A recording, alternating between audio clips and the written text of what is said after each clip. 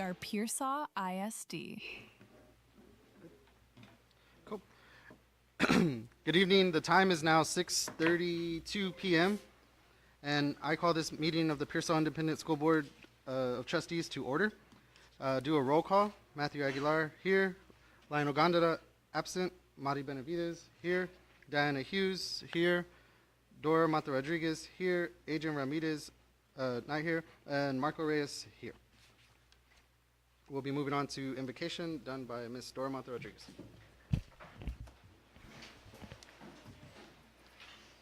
Good evening, everyone. Thank you for your presence at our monthly school board meeting. Let us pray. Dear Heavenly Father, as we gather together, we invite your presence among us. As we embark on our discussions and decisions, we ask that you grant us with clarity of thought, unity of purpose, and wisdom.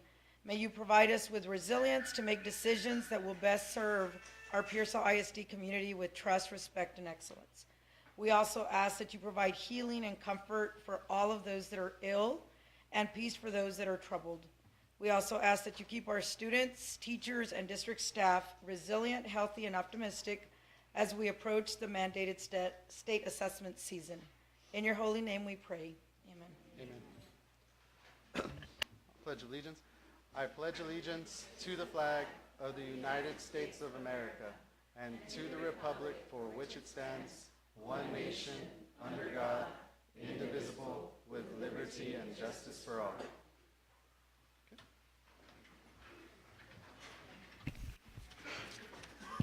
Now we'll move on to item 4, recognitions. We'll have campus student and staff of the month.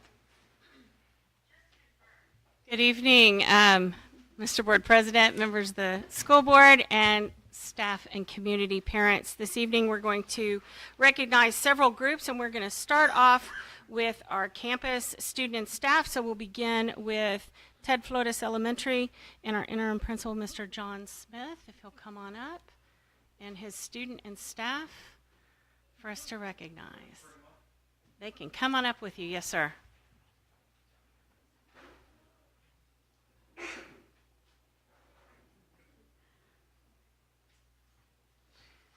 And I'd like to begin by saying welcome, Mr. Smith, to your first board meeting as interim principal here at Ted Flores. Thank you.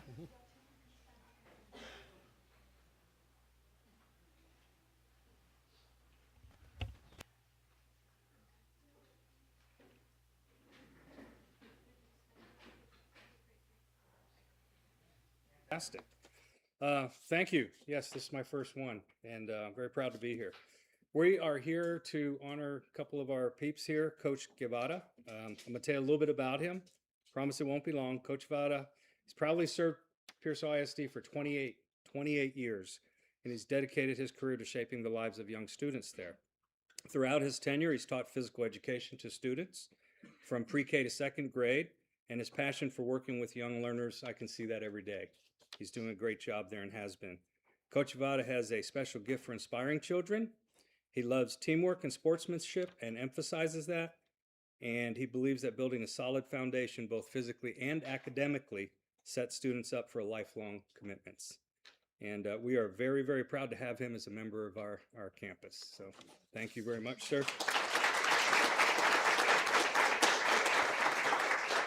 Do I give that to him?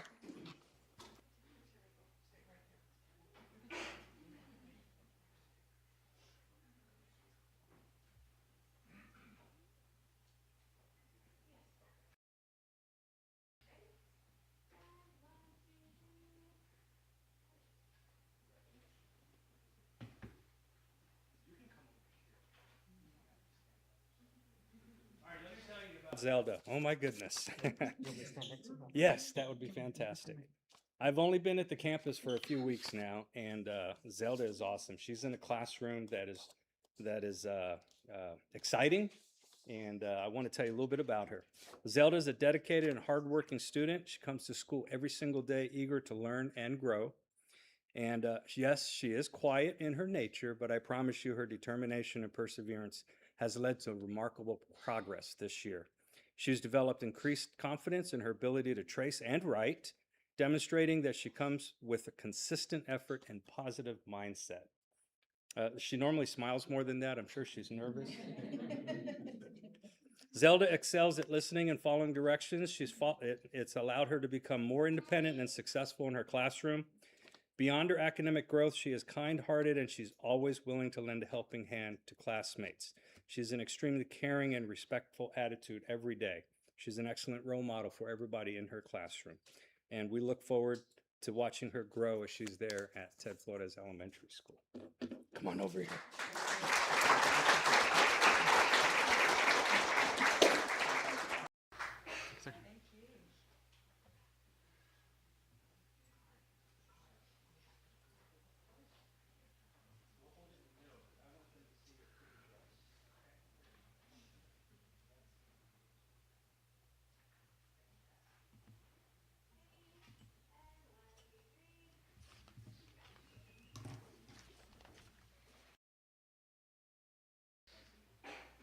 Members. Thank you. Mr. Smith. Next up is Miss Baker from the intermediate school.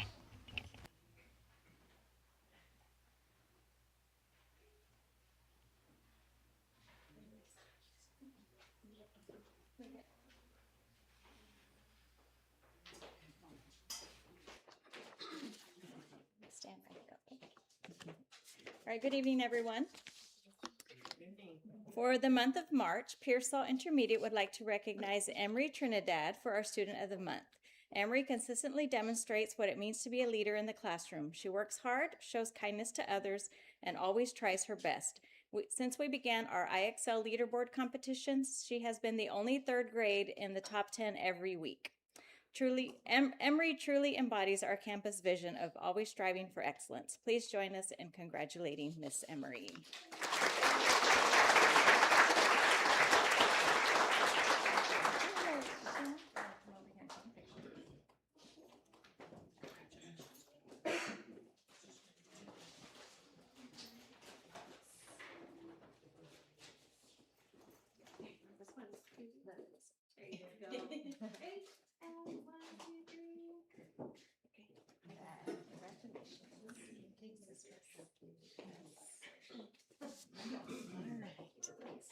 All right, come on, Miss Carmen.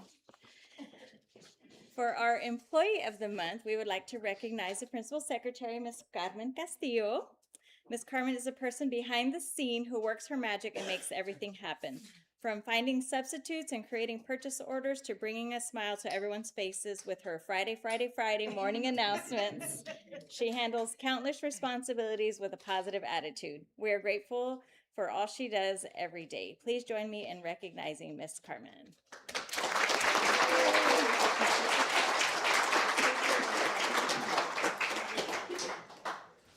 I wanted to make her do her announcement, but.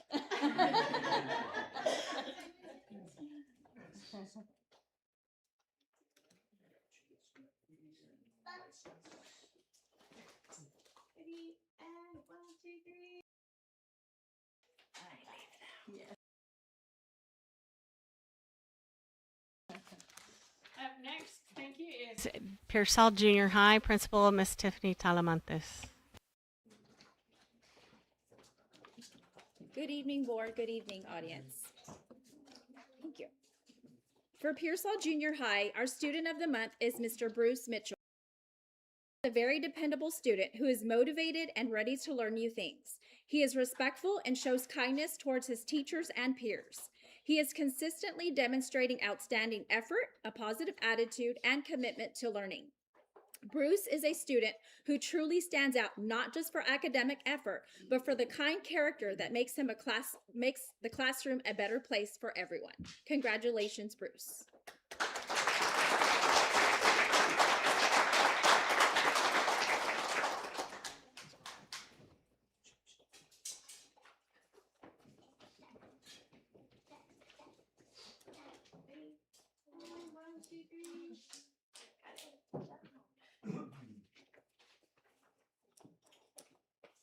I think my teacher of the month is Coach Madrano out there. Is Mr. Madrano right there? Yeah. Okay. PJH Teacher of the Month is Mr. Ricky Madrano. We are proud to recognize an outstanding social studies teacher who has dedicated so much time, creativity, and unwavering support for his students. His classroom is a place where history comes alive. Through engaging lessons and hands-on activities, students don't just learn about the past, they experience it. His commitment goes far beyond the classroom, and his impact is seen in both the academic growth and personal development of his students. We are honored to celebrate him as our Teacher of the Month.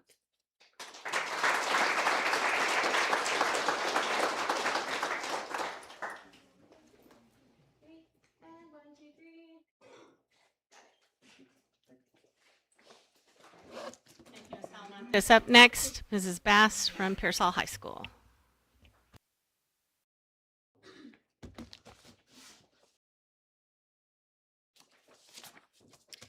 Good evening, board. Good evening, Dr. Spohr.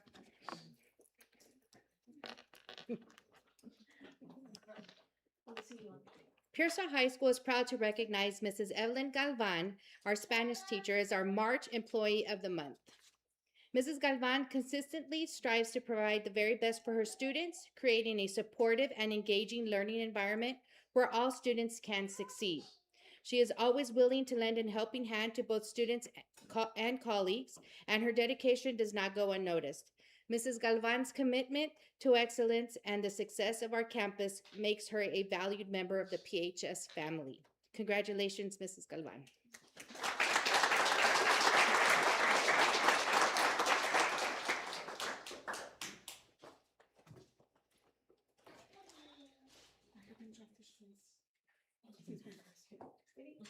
One, two, three.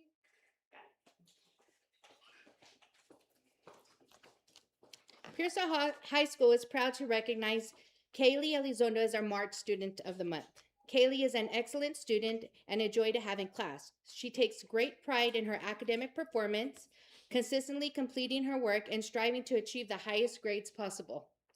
In addition to her strong work ethic, Kaylee is a supportive and thoughtful peer who willingly helps classmates when they need assistance. She is kind, respectful, and always willing to listen, making her a positive influence in the classroom. Congratulations, Kaylee.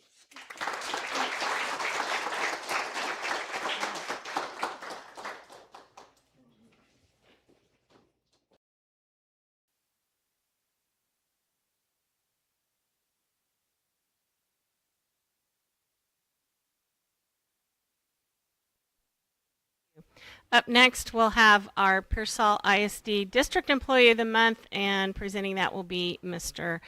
Adam Martinez. Good evening, Mr. President, members of the board, Dr. Spohr, and community and staff in attendance. We would like to recognize as the District Employee of the Month an individual here that has really stepped up and helped with a lot of things in the district.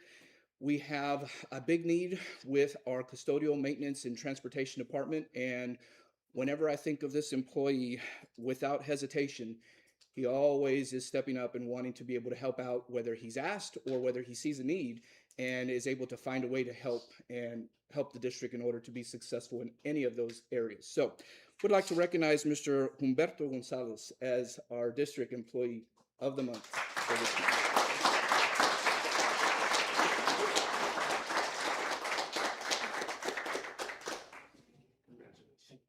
Thank you, board. Thank you, Dr. Spohr.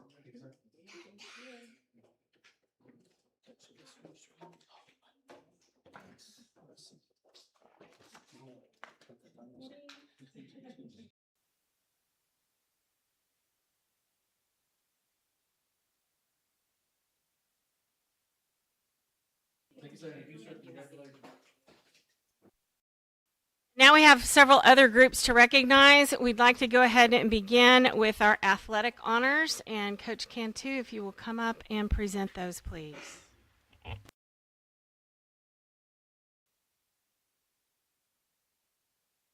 Good evening, Mr. Board President, members of the board, Dr. Spohr, and all in attendance. Today is a very special night as we are going to recognize some very special student athletes. And I say that with great pride because how we're going to recognize them and their achievements, it makes a lot of us proud, because that first word, student, is important. And so we're not only going to recognize them for their athletic achievement, but also for their academic achievement as well. So if I can have the boys basketball team, those members come up and we will recognize you.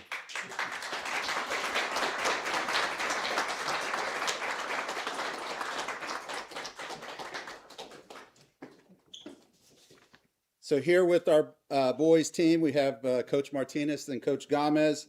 Coach Viesca is helping out with the track meet, so was not able to attend. But like I said, we're going to recognize individual players here and for their achievement. And so we're going to start off first with Aiden Rodriguez. Aiden was selected as first team all district for 27 4A. And this is great honor. Great honor. There we go. Thank you.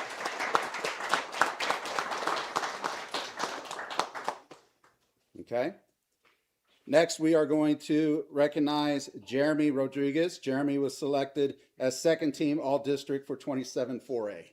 Oh, there.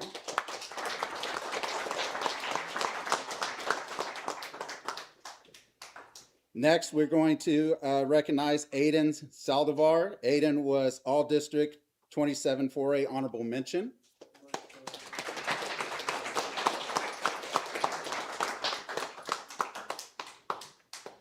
Also selected as all district 27 4A honorable mention, Mr. Logan Rodriguez.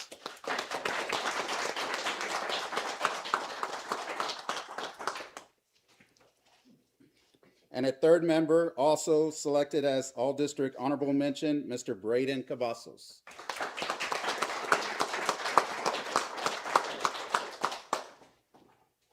Also in this group, we're going to recognize, again, like I said, something that I take a lot of pride in for our athletes to be nominated academic all district. You have to have a 90 or above in your classes for the first semester, and these students all had that honor. And this goes to first, Mr. Aiden Rodriguez, academic all district.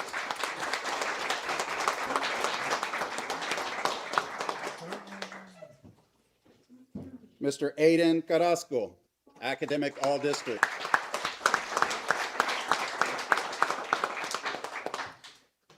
Mr. Christian Rojas, academic all district. Mr. Logan Rodriguez, academic all district.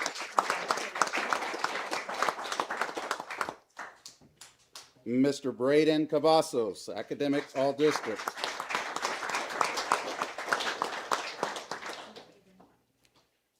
And Mr. Michael Maldonado, academic all district.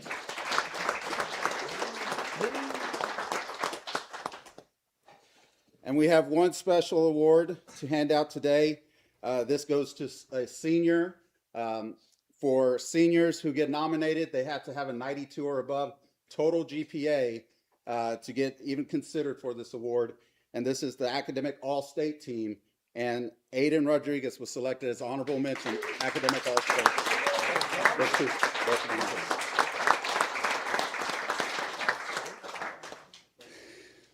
So I don't know how you want to set that up for the picture, but we're all good. Awesome.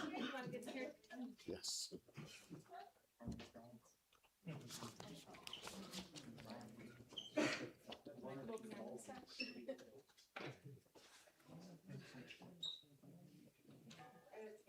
Ready? And 1, 2, 3. Got it. Good job, guys.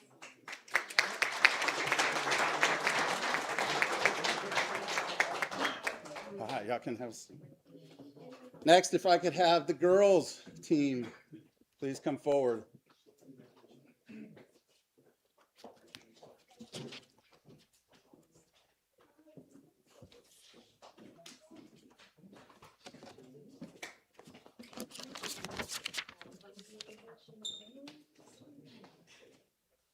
Sorry if I smell like off with this.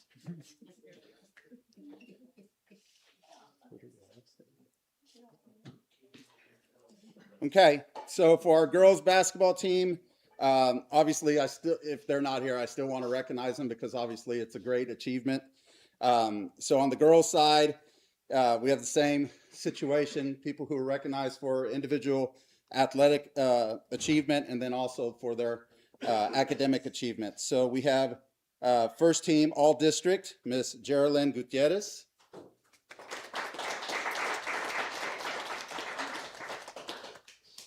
Second team, all district, Bailey Morales.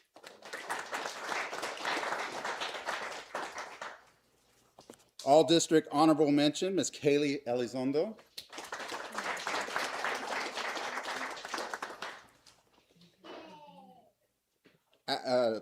All district honorable mention, Izeli Ovaye.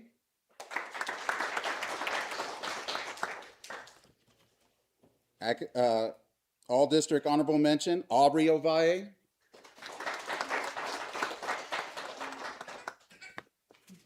All district honorable mention, Star Garcia Minus.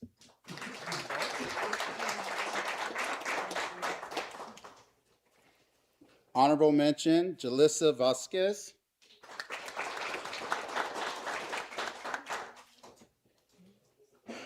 And then again, back to our academic all district, again, 90 or above for the first semester. And I would tell you that the girls team is pretty smart because they're all on here. So academic all district, Jada Morales.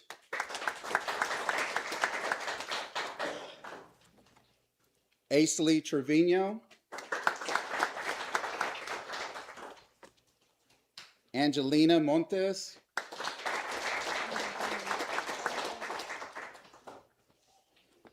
Miss Star Garcia Minez. Geraldine Gutierrez. Bailey Morales. Izeli Ovalle. Genevieve Serrano. Kaylee Elizondo.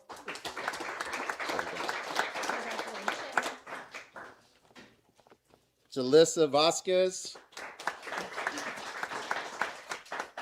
Aubrey Ovalle. And then, like I said, we had two that were academic all-state. Aisley Trevino was second team all-state, so which means she probably has a 95 or above. So that's a pretty high honor. It goes from elite to first team to second team to honorable mention. So that's a pretty big accomplishment. And then also is honorable mention for academic all-state was Izeli Ovalle. So congratulations to that.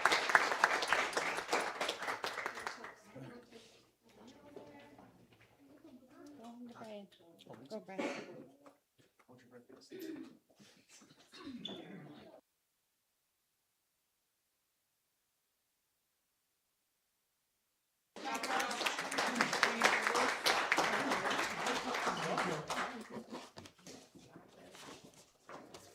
Thank you, Coach. Thank you. Congratulations, parents. That is quite an honor. Up next, we're going to recognize Educational Diagnostician Appreciation Week. Our Special Education Director, Jennifer Poppy. Good evening, everyone. In celebration of Educational Diagnosticians Week, Pearsall ISD would like to recognize our diagnosticians. Your expertise and commitment to understanding each student's unique needs help ensure that all learners receive the support and opportunities they deserve. Through your work, you play a vital role in guiding instructional decisions and supporting student growth. The Superintendent and Board of Trustees extend their heartfelt appreciation for your professionalism, dedication, and contributions to our district. We would like to recognize Ms. Loretta Flores.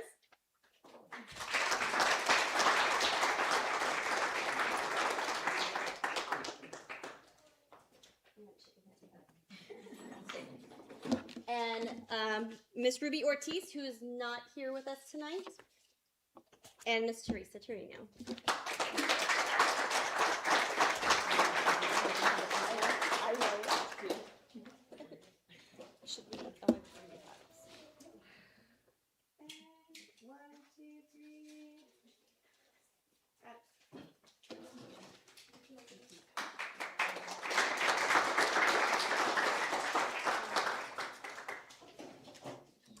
Next, we'll recognize Maintenance Worker Appreciation Day, and we'll ask our Coordinator of Operations, Mr. Humberto Gonzalez, to come up, along with Assistant Superintendent Ana Martinez, to recognize all of our maintenance workers. If you guys will all come up as well.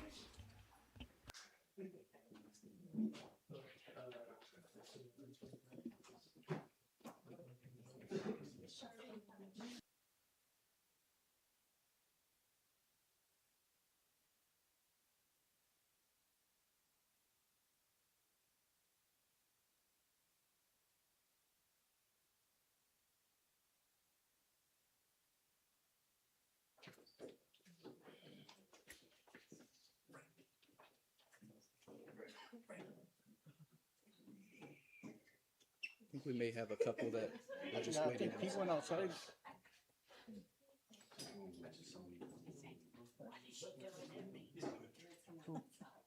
Oh.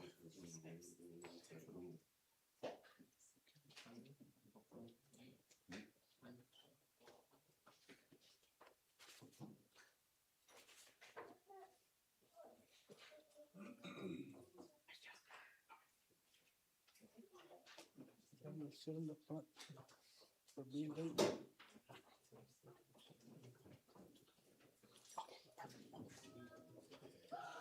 All right, I think we have everyone. So once again, in celebration of Maintenance Worker Appreciation Day and in recognition of the hard work and dedication to maintaining safe, clean, and welcoming learning environments across the district, your efforts, often behind the scenes, ensure that our campuses remain functional, prepared, and ready for learning each and every day. Your reliability and commitment make a lasting impact on our Maverick community, and we definitely appreciate all of your hard work and efforts, and we recognize you here this evening. So I will ask Mr. Humberto Gonzalez to be able to read out the names and present these certificates. Absolutely. Thank you. Mr. Franklin Fenton.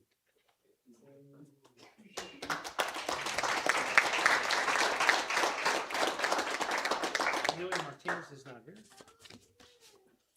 Miss Isabel Moniz.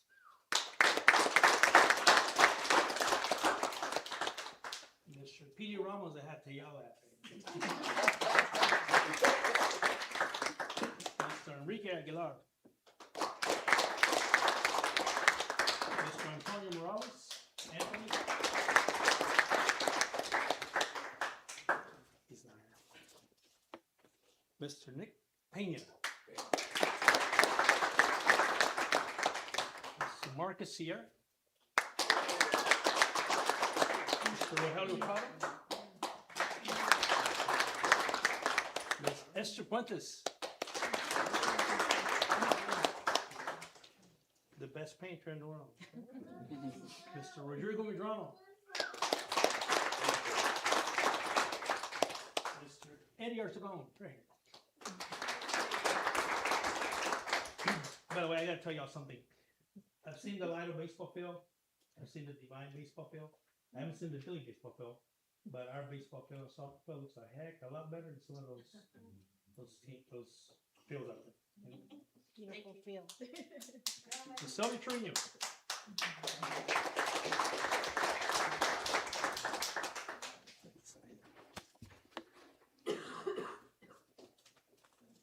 And I just want to appreciate all of you. Thank you.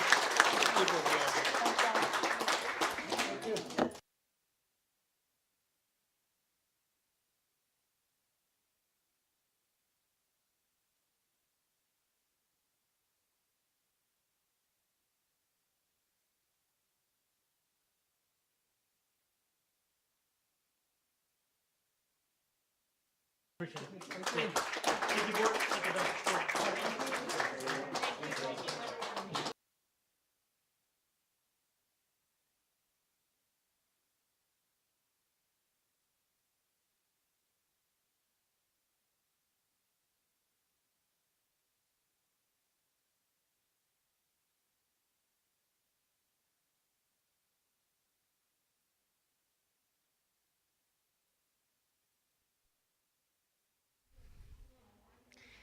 Our next group was recognized with a whole month. So March is still Fine Arts Appreciation Month. So I'll have Mr. Adam Martinez come read and announce, but if I could have all of our fine arts teachers please come up to the front.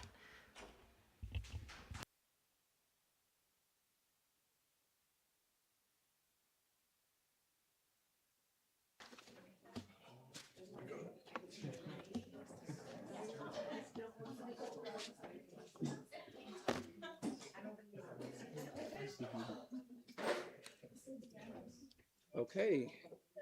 In celebration of Fine Arts Appreciation Month and in recognition of the dedication and inspiring creativity and expression through music, art, and theater, your passion for the art enriches our campuses and provides students with meaningful opportunities to explore their talents, build confidence, and share their voices. You help cultivate creativity and bring vibrancy to the Maverick community. We would like to celebrate you here this evening. So I will begin by celebrating over here. Let me see how they're going to be all situated here. We do have our band directors here in attendance here this evening. Ms. Heckler, recognition.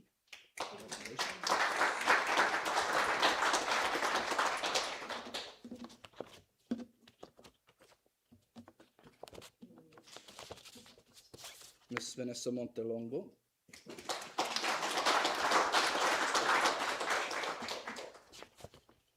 Mr. Armando Perez, head band director. Miss Jasmine Lopez.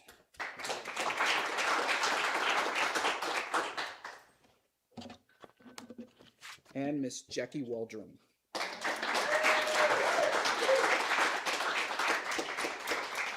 I believe all those are attendants here tonight.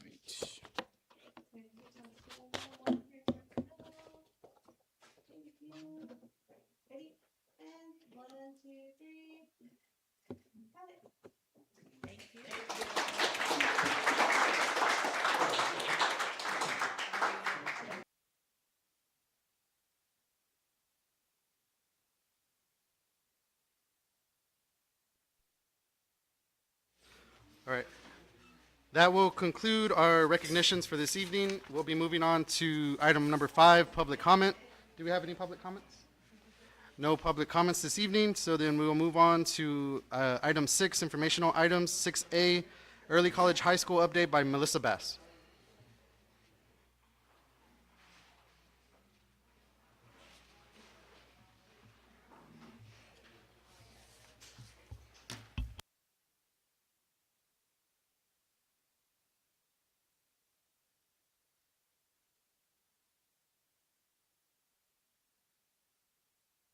If y'all recall, this is our first year. This last year was our planning year, and this is our first year of implementation. And so we're going to talk about some of the requirements and where we are right now with our first year cohort, which are our 9th graders.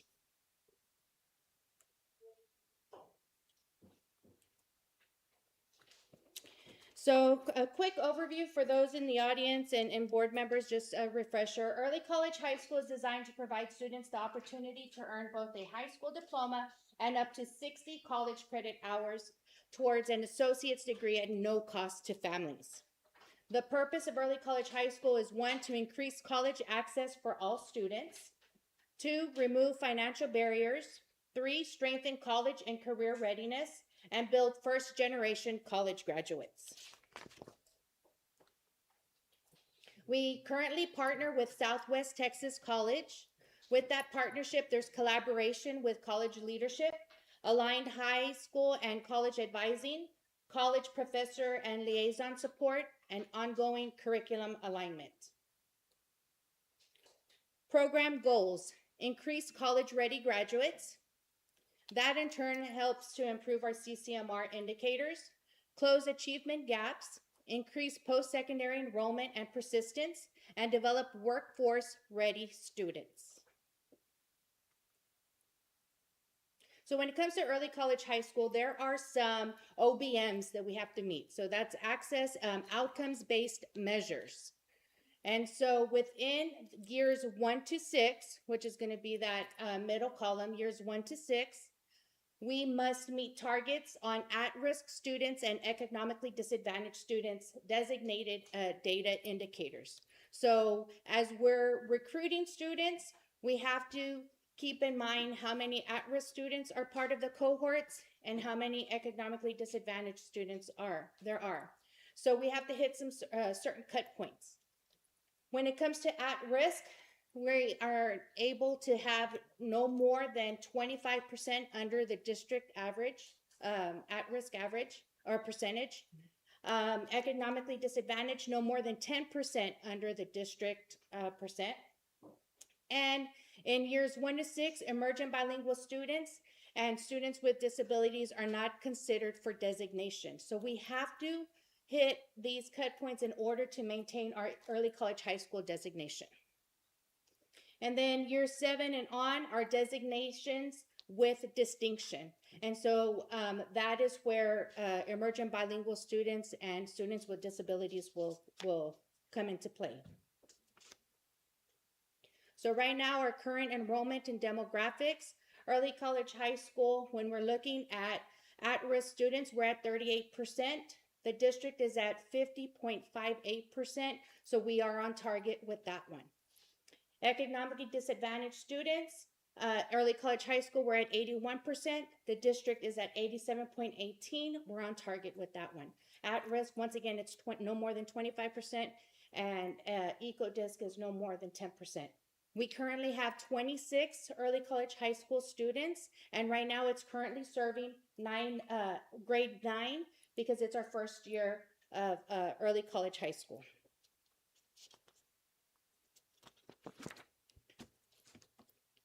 So next steps and growth plan. So some important dates. We conducted a student informational meeting with 8th grade students during their lunchtime, right before spring break. Then we came back from spring break, rocking and rolling, and we had an informational meeting with parents. That was held at the high school cafeteria. At that time, the application window opened, and we are gathering applications up until Friday. End of day on Friday. We have a scheduled early college high school Southwest Texas College visit for May 27th. This is part of our summer bridge that we are mandated to provide. And so we're kicking it off with the visit to the college. And then the following week, we'll have the students on campus June 1st through June 3rd. So Summer Bridge. What is Summer Bridge? ECHS Summer Bridge program is mandatory orientation program for incoming 9th graders designed to transition them into an early college high school environment. It focuses on introducing college readiness, specifically preparing for TSI test, campus familiarity, and team building. Growth plan, we're going to continue to expand the program every year. Increase the parental engagement within that program, provide support to students, more opportunities for TSI preparation.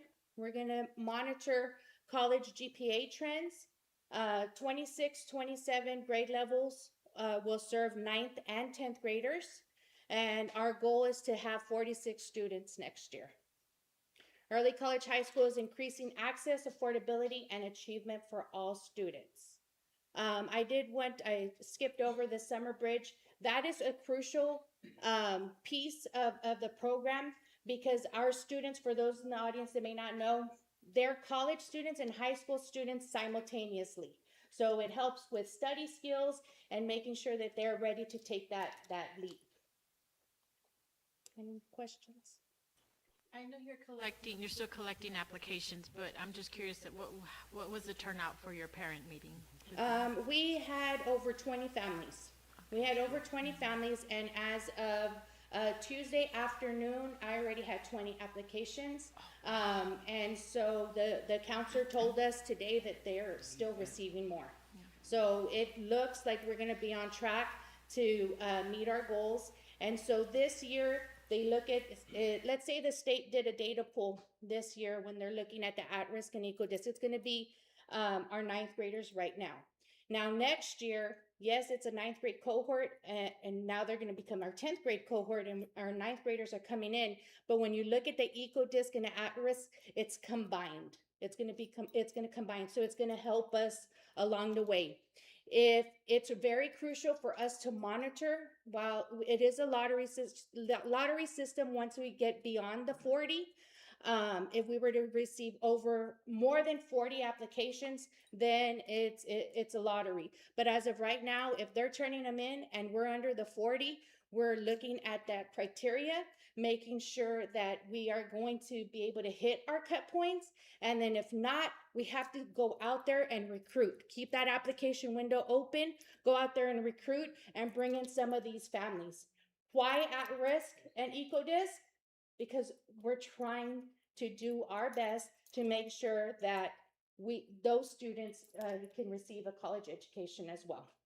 And it is open to all students. We're just, that is the priority from the state. I have Go a ahead. couple questions. So, Yes, ma'am. do we anticipate eventually some of these students being like full-time college and high school students? Like taking 12 hours? No, the way it works out with the crosswalk, we have it planned out what classes they can take as freshmen, what classes they can take as sophomores, as juniors, and seniors. So by the time they finish, then they have enough hours for their associate's degree, but they're never going to be just a full-time. So then that means they will never exceed 60 hours? Is that the way? No, they will. They'll exceed. Yes, if they go through the program, the way the early college, high school crosswalk is laid out, they will leave with an associate's degree. So if they exceed the 60, are we still funding that? Yes. Okay. Mhm. It's just because it said up to. Oh, for the associate's degree for early college, high school. So that brings up a great point. Early college, high school is something that dual credit. Let me go back. Dual credit is something that the district has offered for years and years, and our students are able to get. They can get an associate's degree without being early college, high school. We had 5 last year receive an associate's degree from the college, and we're on track to have 8 this year receive associate's degrees from the college. So they're able to, with dual credit, still leave with a college degree. We have other students that choose not to get an associate's degree, but and surpass the 60+ hours of college. And so to go back to her question, is they can do more than, but these are the requirements for them to graduate with the early college, high school distinction. Okay. And then, so one last question. Yes, so ma'am. we anticipate that the first, group to graduate from Pearsall High School as early college will be class of 2029. Mm-hmm. Okay, so are we anticipating also start to track those students? Like how many are actually going to go off to college, complete their 4-year degree, et cetera? I think it would be a great way to, again, measure how successful the program is. Mm-hmm. I think I would love to see them being tracked. Right. So we have routine meetings with the state, with our success coach from the state. We actually have a meeting coming up next week, and so right now, since it's still relatively new and they're freshmen, but as they progress, that comes into play. What's going on beyond high school? What are your plans? And so that's why that collaboration with the Institute of Higher Education is crucial. And right now it is Southwest Texas College, but we're looking to bring in other colleges as well to partner with. Thank you. Great questions. Anyone else have any comments or questions for us? Awesome. Well, thank you for all the work there's a lot of work that goes into the program, and there's many pieces to it, so I just want to say thank you to you and your staff for doing that. Thank you. Thank you.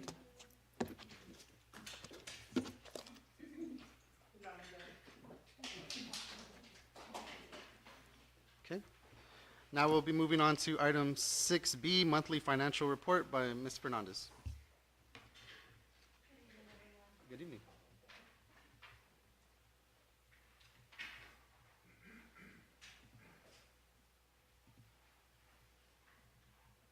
This is a presentation of The district's February 2026 financials. This combined funds board report provides an overview of the general operating funds, which include 180 for athletics, 181 for swimming pool, 182 for band, and 199 for the general fund, as well as Fund 240 for the food service department and Fund 511 for the interest and sinking. The report was revised to correct tax collection revenue. That's why you had to get a different one. It was just posted to interest and sinking instead of maintenance and operations, which is the general fund. So we just made that correction and sent out the revised report for you. Yes. This is a comparison of revenue to budget for the general operating funds. For the month of February, a total of $2.6 million was received in revenue. That brings the to-date amount to $20.8 million, and that is about 76% of the estimated revenue.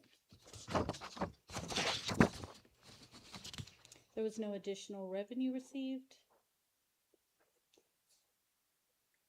This is a comparison of the expenditures and encumbrances to budget for the general operating fund, starting with functions 11 for instruction, 12 for library, 13 for instructional staff development and curriculum development, as well as function 21 for instructional administration, and function 23 for school administration. Function 11 continues to be where our priority spending is. $226,000 was encumbered for February with $1.1 million spent, and that is to date a total of $7.7 million, which is 53% of the total budget for function 11.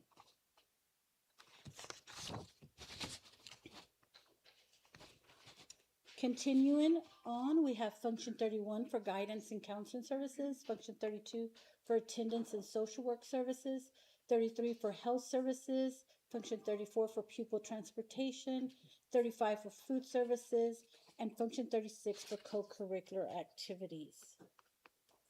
Function 31, approximately 62% of the total budget for that function has been expended.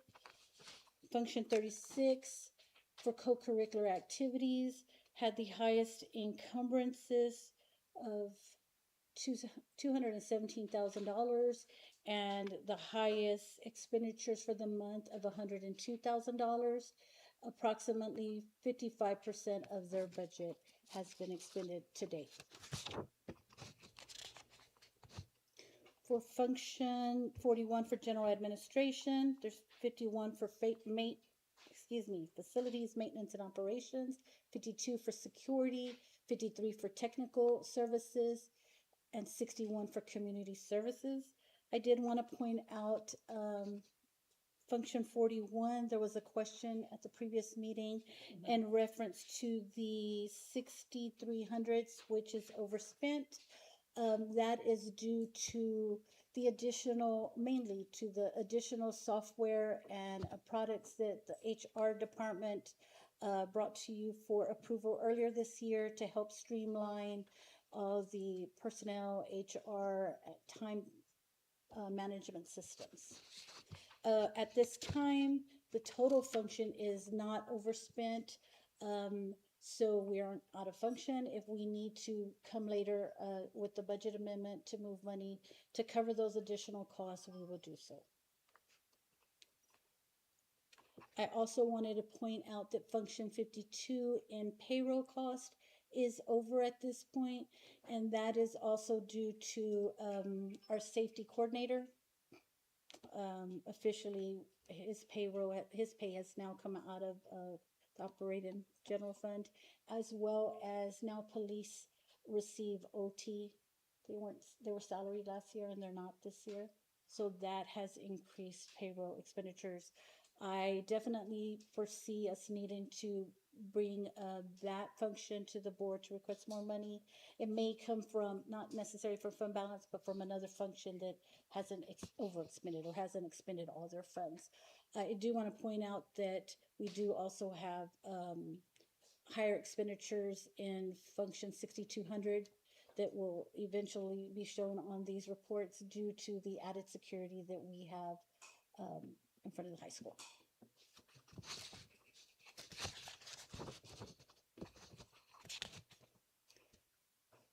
This page continues with function 71 for debt services, 81 for facilities acquisition and construction, 93 for shared service arrangements, 95 for JJAP, and 99 for the appraisal district and Frio County tax collections. Most of these functions have various encumbrances. However, the only functions that we have had payments in February were for function 81, as well as the tax collection cost and appraisal cost in function 99. So the 11 million is coming from where? The balance, -11. That actually means, okay, so in the first column, we budgeted 30 million. We have 31 million encumbered, 2.3 expended. Expended to date is 15 million. So the difference between that from what we budgeted is still 11 million. That's the total we have left. So our total budget to date, 51.20 is what we've expended. Half our budget.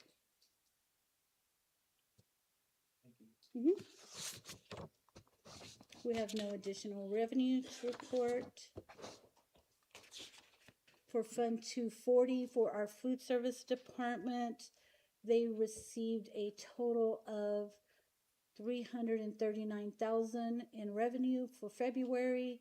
To date, they have received $992,000, and that is approximately 44.19% of their expected revenue.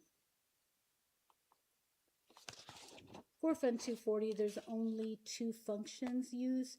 35 is for food service cost and 51 for facilities maintenance operations. At this time, we've only spent from function 35, and they have spent $116,000 in the month of February, and they had $879,000 encumbered. We usually wait and do the facilities, which is utilities, at the end of the year. We charge them a percentage for the use. So you won't see that until later in the year. This is for the interest and sinking fund, 511. Total revenue received in February was $190,790.43. To date, we've received $2,462,936.94, which is approximately 77% of our estimated revenue. Currently, there is 2.2 million encumbered. There were no current expenditures in February, and to date, we've only expended $46,100. The other payments will be coming shortly and in the summer. Moving on is the schedule of general fund certificates of deposit. The amount invested this month were $30,500,000. Interest accrued at the end of the month was $92,127.67. And the total value at the end of this month was $30,592,127.67. And our interest in sinking fund certificates of deposit amounts invested this month was $1,327,731, with interest accrued at the end of the month of $3,748.20, and a total value at the end of the month of $1,331,479.20. Next is our general fund investment in the Lone Star Investment Pool.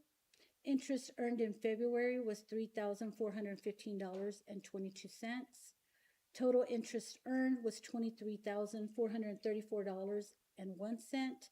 The total investment plus year-to-date interest earned of $1,133,000 $167,053.49.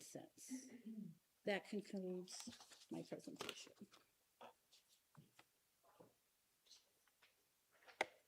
Thank you. Does anyone have any questions for Mr. Miles? Thank you for You're- clarifying that. Yes, ma'am. Thank you.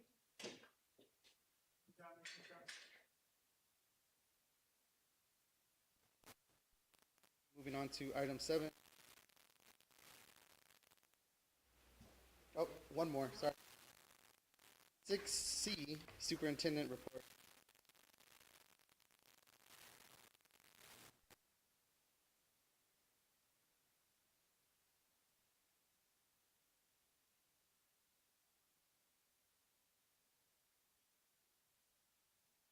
We have, don't leave us, Briscoe.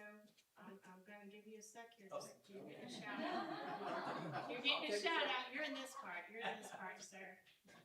So you can see that we currently have 1,872 students enrolled, and there you have the breakdown by campus. And you can see, I'll always keep up their first day where we started, where we hit snapshots. So that snapshot number is again what the state will use when they give any information about Pearsall. Sorry. Any information about Pearsall will include our snapshot information. So it's the last day of October. And then you can see when we came back from the break, I'll give you last month, February, our current, and then the prior end of year. So where did we finish last year at the end of the year? District gets funded by student attendance, our average daily attendance, and that's taken by 6 weeks.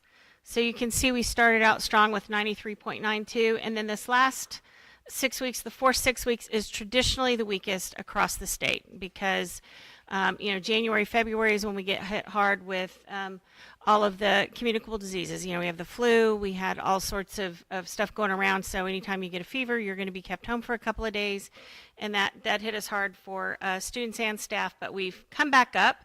So you can see under each campus's column, we have the first semester, how they did last 6 weeks, and how they're currently doing. So kudos to everybody for really bringing it back up. And I know it's been a continued push, especially now that the kids are hitting that high stakes testing season. So that's a big focus right now. And the fun stuff. So we had a really fun day. Fun time celebrating Dr. Seuss's birthday, and that is during a Read Across America week.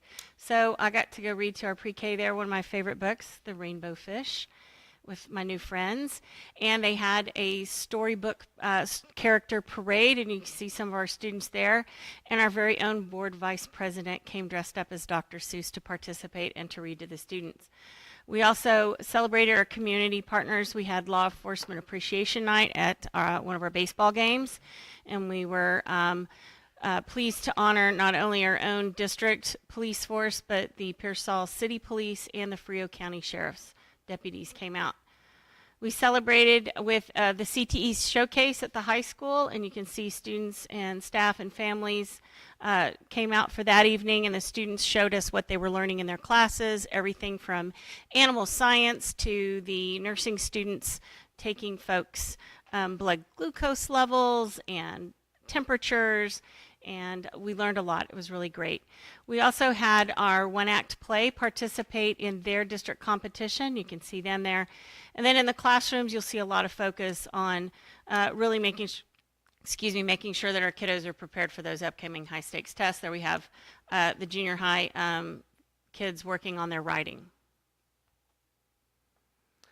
A couple of spotlight things. First of all, welcome our interim principal, John Smith. We are really pleased to have you with us, sir, and you got to be a part of this first one. We look forward to your leadership at Ted Flotis Elementary. Under leadership, you can see that we had a March 6th Professional Development Day, and that time was spent going over some data, preparing for this spring, doing all the prep work that it takes to do district-wide tests. Our campus leaders and district department leaders learned about priority-based budgets. You can see us there with Tish Grill. So instead of us just giving them an amount and saying, here, figure out your budget, instead we're saying, what are your priorities? What is it important for the teachers to have in order for the students to be successful, and let's build our budgets that way. Those budget requests are due at the end of April. We're going to start staffing decisions, hoping to bring a compensation plan to the board in April so that we will be ahead of the game when it comes to hiring and staffing our schools for next year. You can see in the middle picture we have our fourth graders celebrating Texas Independence Day. In Texas, fourth grade and seventh grade specifically study Texas history. And we had also our LIFT grant came in, and we were awarded just under $500,000 for the grant and the implementation for a new reading supports in K through fifth grade. We also have our junior high currently going through course selections. High school is finishing that up, preparing for next year.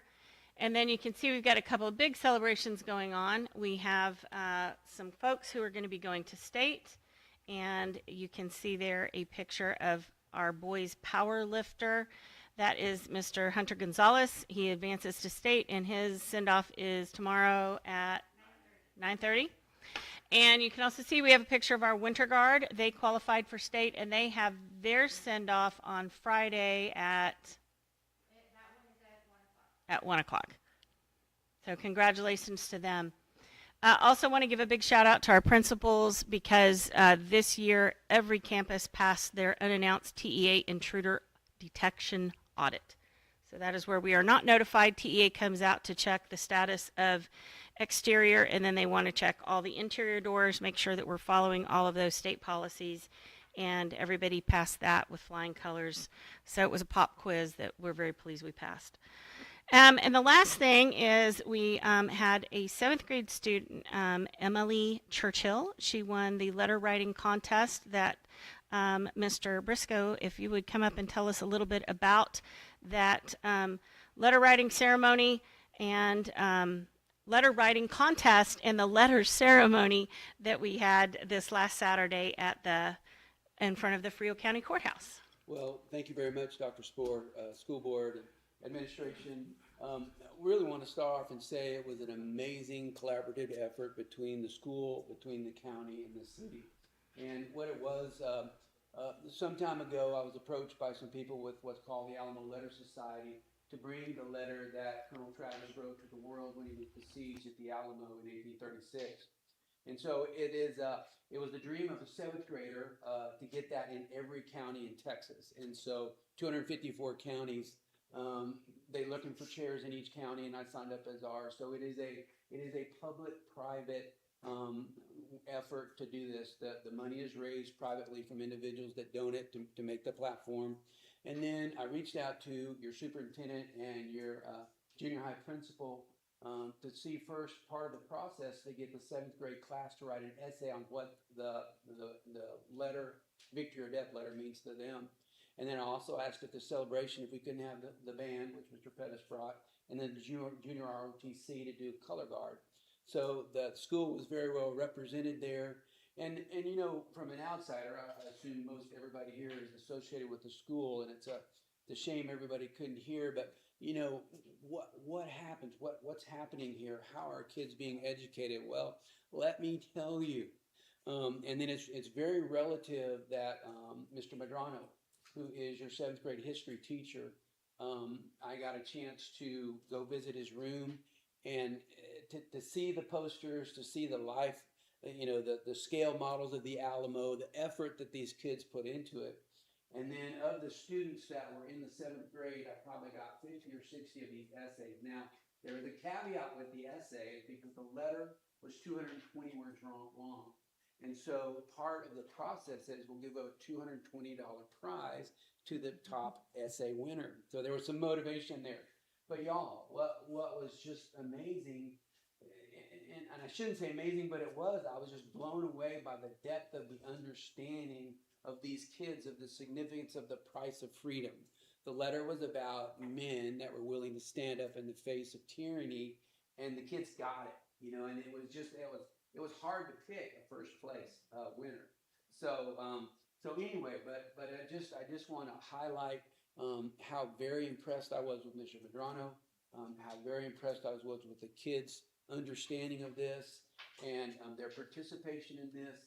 and then the ability just for the city, as you know, your junior high principal is also a school board, a city council member, and does a very good job. And so the city of Pearsall passed a resolution approving, or just in solidarity with this letter, and then went to the county because we needed to put the monument in the county courthouse yard. And of course, they approved the resolution. And so with the help of the county, with the help of the city, and then of course with the help of the school, it was a great effort to bring this amazing piece of history to Frio County. And we are the 36th county across the state of Texas to have this on their courthouse yard. And there's 50 more lined up that are already in, and they're looking to fill in the blank. So anyway, I just wanted to congratulate you, and then if I may, to see all these athletes and have, you know, not only athletes, but then, you know, 90 percentile rankings in their scores. Congratulations. I'm very proud of what's happening here, and that's what, you know, from a city's perspective, you know, from an economic perspective, you know, good workforce, good citizens, and that's what I see happening here. So I just want to applaud you all and thank you for what you do for our young people and for our community and the overall big picture of things, and it's huge. So thank you for allowing me to share that, and God bless you guys and what you do. Very impressive, and thank you for giving me an opportunity to say that. Thank you.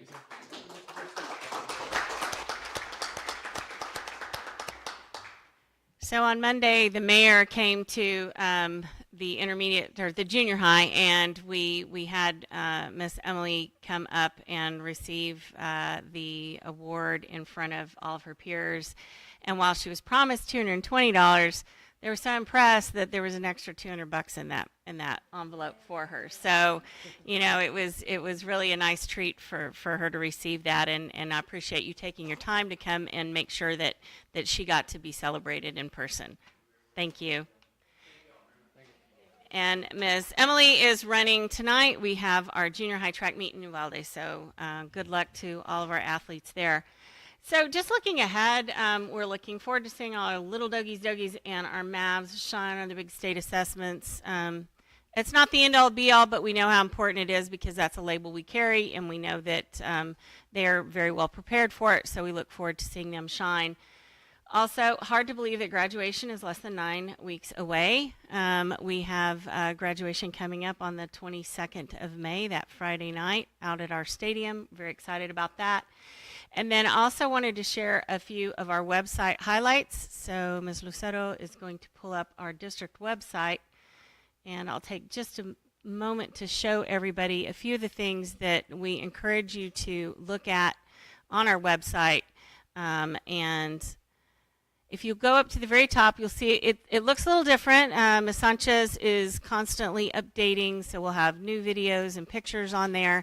But if you look at the top banner, beside the school district, you'll see the calendars for this year, next year, employment links, and then there are 2 new ones, Contact Us and the Anonymous Tip Line. So if you'll click Anonymous Tip Line for me, please. So this will take you to our anonymous tip line.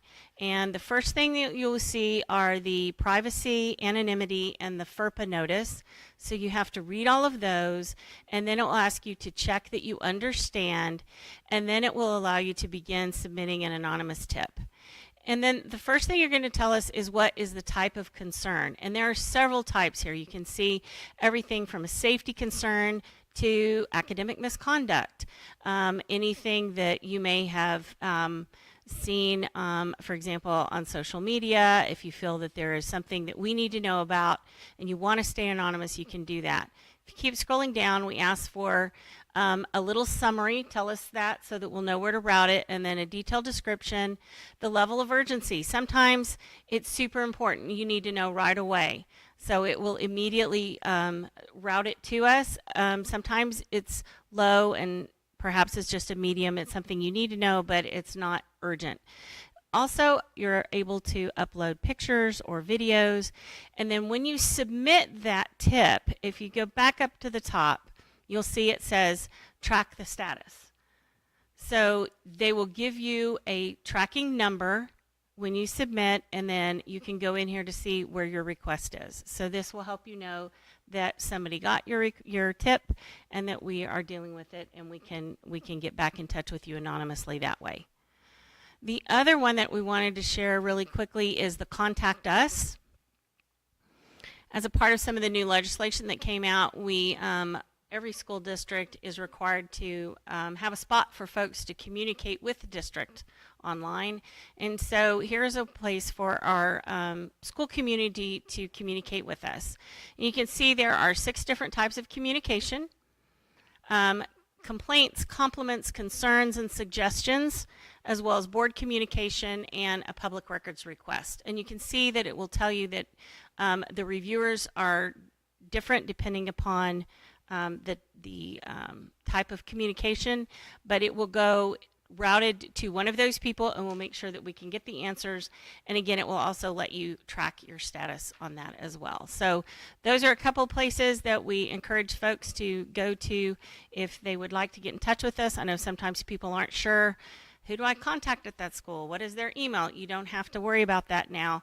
You can go into any of these areas and it will let you say if it's at a specific campus, or if you had something in general for the district, or if you want to even communicate with the board, it can go straight there. And you don't have to worry about specific emails getting lost or getting stuck in spam or anything like that. It will come straight to us. And that is my report for this time. Any questions? Question. Yes, ma'am. Where does one go if they want to report bullying? So if they want to report bullying, if you go back to the other one, to the anonymous. Now you can tell us regularly, and a lot of kids will go, and the principals can tell you they'll come straight to the principals to do it. But for example, if I feel like I'm being bullied and it's at night, I'm thinking about it, I want to report it, you can go here, and when it says the type of concern, it allows you to choose that there. Okay. So bullying and harassment is the first one on there. So you can report it, your parent could report it, a friend could report it, I see this going on at school, I want to stay anonymous, and then the administrators will this will be routed to them and they will take care of it. But we do have a bully policy, as every state ISD does, along with a packet and timelines that we follow. And when you communicate with the board, the option for board communications? Yes, ma'am. I see direct communications to school board members. This will reach district staff. Does it go to you first? It's going to probably hit Miss Audrey first, Okay. as secretary to you guys, and we'll make sure that it hits to you. If you would like to practice it for us, feel free to tell us you want to communicate to the board. We've played around with it a little bit as well. Okay, I'm gonna practice it. Any other questions? Any other questions from any other board member? No, sir. All right. Thank you. Thank you.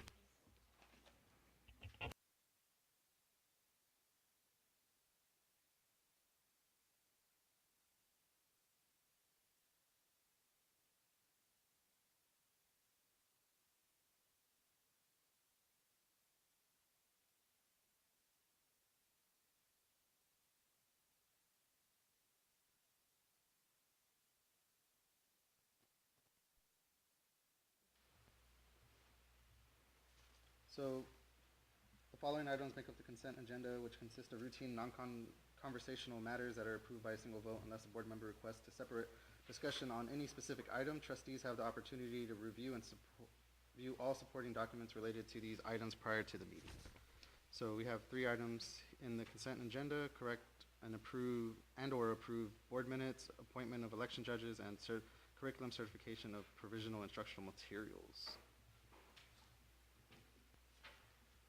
Does anyone have any questions on any of these items? I have a question regarding the action item on line.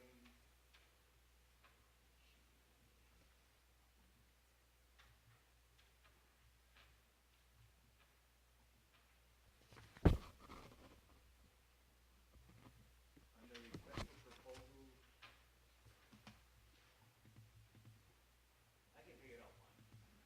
The minutes, the judges, or the provisional instructional materials, one of those, would you like to pull out?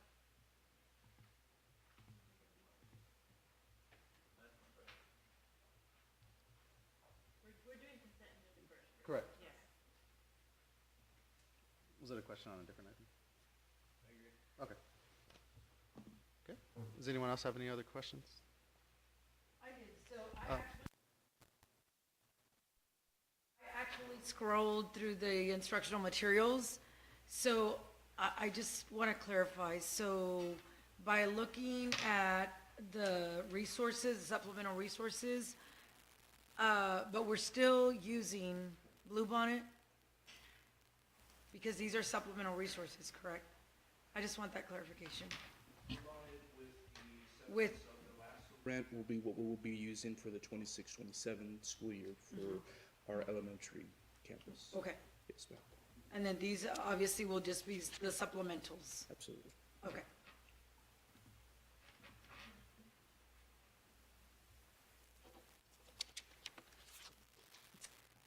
Thank you, Mr. Martinez. Does anyone else have any questions? And if not, can I get a motion on this item?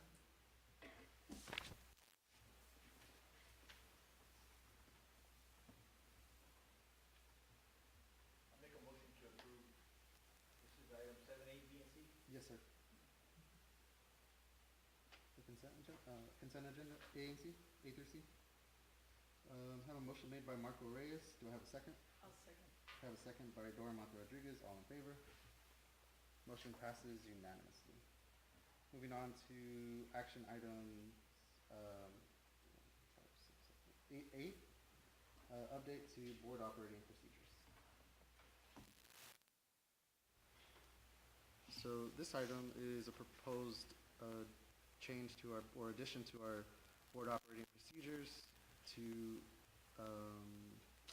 add additional language under conduct during board meetings, and it's adding an item C, use of electronic devices by board members, and it's adding trustees shall remain attentive and fully engaged during all board meetings. The use of personal cell phones is prohibited while seated at the dais during the course of a board meeting. And to Was this already reviewed by our legal team and or why is it being brought up? Can you turn the microphone? Sorry. So this is just something that I've seen in other districts where they use, they have this no cell phone policy for the board, and it protects not only us, but also promotes transparency and accountability to the community. So that we're fully engaged in the meeting, we're keeping off our cell phones. Anytime we use our cell phones and it could pertain to school business, it's susceptible to the Public Information Act as well. And this was, the language is taken from, I forgot which school, it was either Edgewood or Judson language.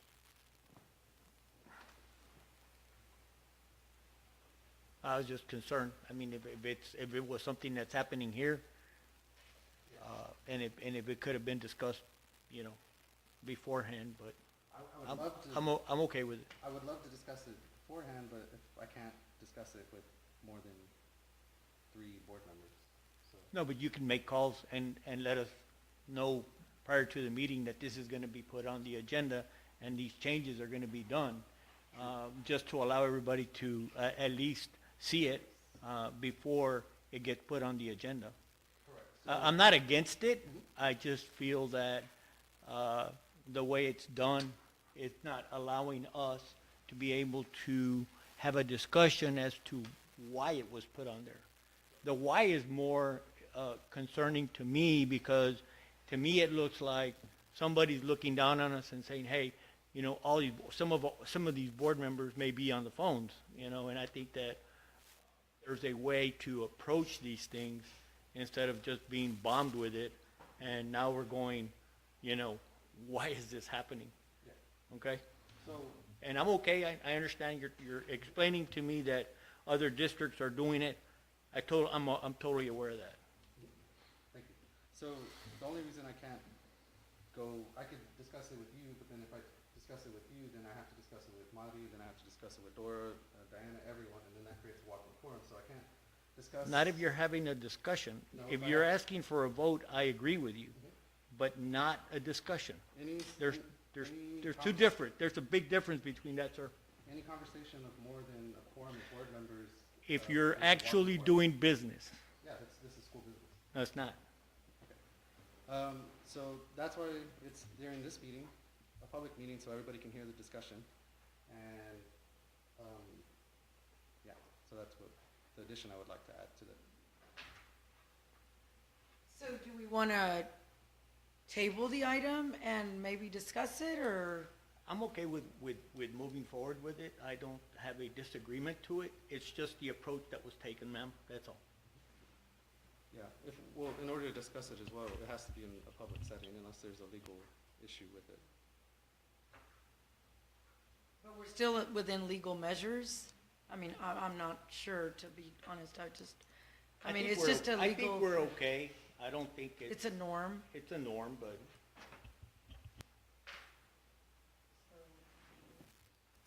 Does anyone else have any questions or comments? Okay, if not, can I get a motion on this item?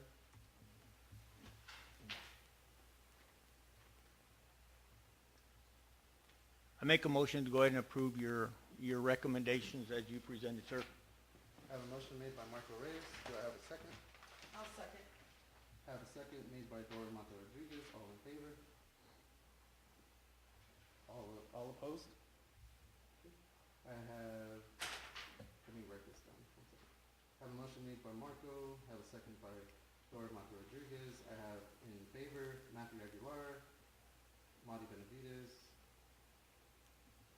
Dora Monte Rodriguez, and Marco Reyes, and against, or not in favor, Diana Hughes. Okay. Moving on to item 8B, multiple representation by attorneys. Good evening. I bring before you the request to use the law firm of Walsh Gallegos, Kyle Robinson, and Olson PC. For two different matters. We use that law firm for our general board and district issues, and we are asking that they also be allowed to represent us in the negotiation of the dissolving of our Special Education Cooperative Cluster 12 Shared Services Agreement. And this is a technical piece that in order for them to do both, they need our approval for that. And in addition to that, you can see in the board language that in addition to having them support us in that, they also delegate, that you would delegate to me the authority to represent the district in the co-op management to work on behalf of the district to dissolve that co-op. And this is something that we have discussed with Dilley ISD. The co-op was originally, for many years, formed between Cotulla, Dilley, and Pearsall. And at the end of last school year, Cotulla left the co-op. And right now, it's just Dilley and Pearsall. And honestly, special education has changed quite a bit since we first started this co-op, because it was intended to be for smaller districts where you could find some savings. So, for example, if you had one ALE unit and one district had a few kids, another district had a few kids, together you could make a better unit. Most services now are provided in the classroom in the form of support services. So Dilley agreed that this is, it kind of ties us a little bit because of the shared pieces, and they also agreed that they would like to dissolve this co-op. Can I answer any questions about this? Nope, moving forward. Looks good. That's your recommendation, right? Yes, sir. And again, this is the recommendation of the special education departments and the superintendents from both districts. And Dilley has also gone through this process to have the attorneys represent them. So it would be one attorney representing the dissolution of it for both of us. Sounds good, ma'am. So again, it's a mutual agreement. Yes, ma'am. Okay, if there's no further questions, can I get a motion on this item? I so move, sir. I have a motion made by Marco Reyes. Do I have a second? I'll second. I have a second by Madi Benavides. All in favor? Motion passes unanimously. Moving on to item 8C, consideration and possible action on approval of educational consulting services request for proposals. Mr. Cox. Thank you, Mr. Aguilar.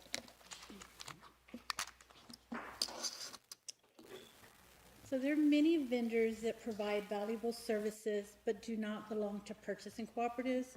And because of this, the district solicited for educational consultant services, request for proposals, as another legal method of procurement as per Texas Education Code 44.031 and Board Policies CH and CV legal. Over the next 12 months in the aggregate, the district foresees spending more than $100,000 on consultant services. And I know the consultant services kind of is a little confusing, but it's also includes any educational, business, operational, whether that's for maintenance, transportation, anybody throughout the district could use these services. Normally in August, the board approves the purchasing co-ops that we use, and the purchasing co-ops do their own procurement. Using a purchasing co-op is one of the legal procurement methods, but since some of these vendors are not on those co-ops, it's in our best interest to solicit for these requests for proposals so that we have the option to use the various vendors. The proposed list allows the district to work with these vendors as needed. However, it doesn't guarantee that we will choose them to work with.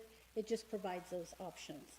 Typically, local vendors are not part of purchasing co-ops, but they often provide best value to the district due to their proximity, which enables faster delivery time and flexibility, while also fostering long-term community benefits. We've extended the RFP in order to allow more vendors to respond, and we will be presenting additional vendors in April and possibly needing to keep the RFP open longer just so that we can hopefully get responses from more vendors. The administration recommends that the board approve the list of vendors for educational consultant services, request for proposals, number 26-001 as presented, with the option to renew up to 3 years. I have a question regarding the list. Normally, we do these by themselves, and I have a concern, and I want to make it for the record, that a lot of these consultants that are on here, were all of these, or was this a budgeted item? Number one. Number two, I'm concerned, seeing what we're looking at on the record from what we're seeing on our monthly bills, and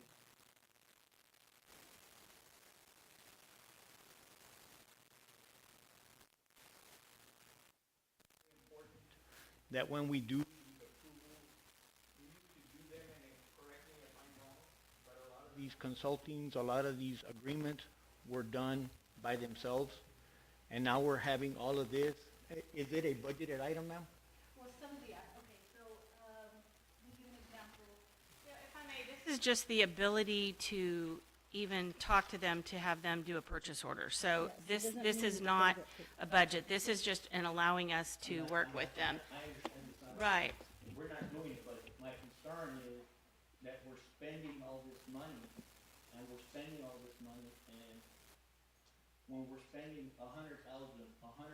turns into $1 million very quick.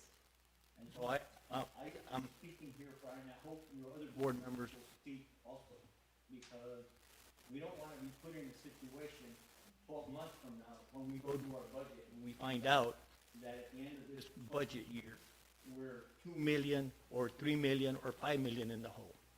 And from an accountability perspective, by sitting on this board, it is my responsibility, our responsibility, to ensure that what we are approving is correct.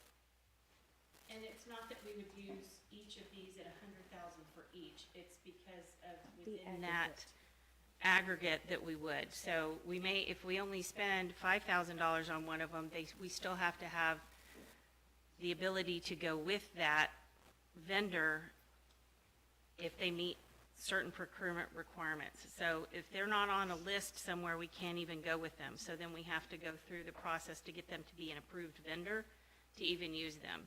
So while it says $100,000 on there, that doesn't mean we're looking to spend $100,000 for each of these people. We may spend nothing on some of them, but in order for us to work with them, because they're not in a co-op, this is how we go to even be able to come with any kind of a, want to work with them at all. And again, it is in the aggregate, it's not by vendor, so they're saying. I understand. The vendors that you're bringing to us in April, are they gonna be part of this 100,000? Or we have to, is that gonna be an addition? It's a continuation, yes. What this is asking, it's just like using a co-op. You don't approve the actual, each individual vendors, but you're allowing us to be able to, if we have the funds, if we get quotes and everything else that's required, to use those vendors because they've already done the procurement process through the co-ops. This is just an alternative method because some vendors don't belong on co-ops or are not co-ops. And some may be on a co-op today and they may not renew when it's time to. And so they come off of it, and so you may have been an approved vendor 1 month and not the next month. So this RFP will allow us more options on which vendors can be used in compliance with the purchase amount. Yeah, and I do want to say that, I understand that these are being utilized, whether it's for, their actual instructional material or their consultant fees. I think the alarming thing is how much money is adding up so quickly.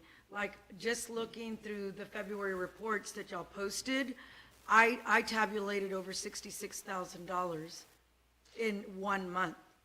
So, I don't want to, I know personally, I don't want to hinder what we have going on, but I would like to also be, be given like an actual breakdown. This is when this person comes up. This is how long they're here. Because to see some of the expenses that the consultants are charging is quite steep, to say the least. And because we have an obligation to the people that elected us, we want to make sure that we can justify, these are the expenses, this is what they're adding up to. And I like that you said the fact that just because we approve them doesn't mean that we're going to utilize them, but most of these are being utilized. That's right. And they're being utilized quite steeply, Yes, ma'am. to say the least. So, and because we have to answer to constituents, I think that it would be a good idea for us to perhaps consider tabling the item so that we can actually look at in depth, when do these people come? How long are they here? What are they charging per hour or per day? How is that figure actually calculated? So when I see a $15,000 fee, how was that calculated? And that's my end of just looking at the figures, looking at the consultants, and so forth. So, Yes, ma'am.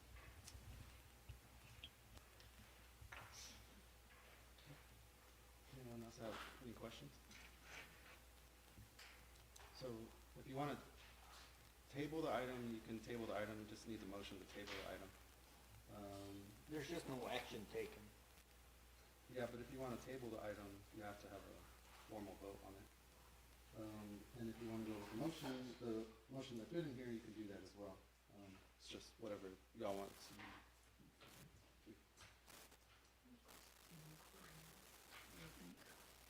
anybody else want to?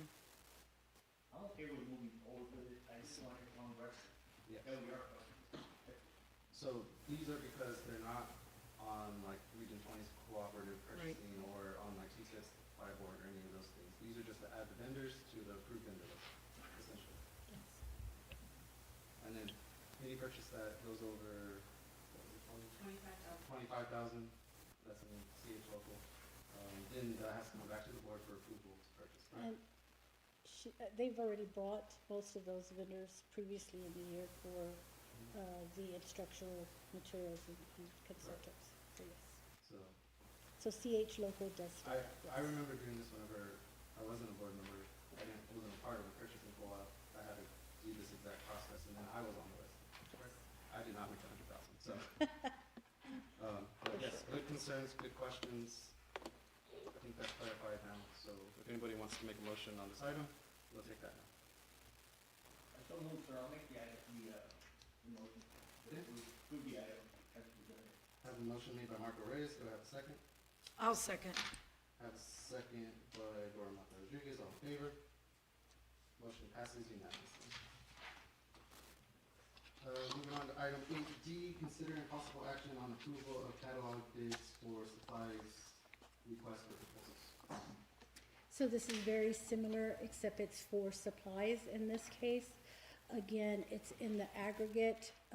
If you spend over 100,000, not per vendor, but in the aggregate on supplies, then you should use one of the procurement methods listed on that education code. And so this would really be most helpful for our local vendors.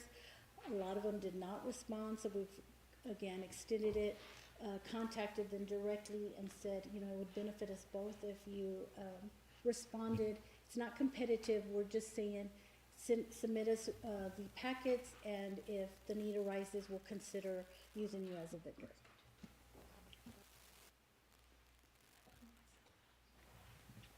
Does anyone have any questions? And if not, do I get a motion on this item?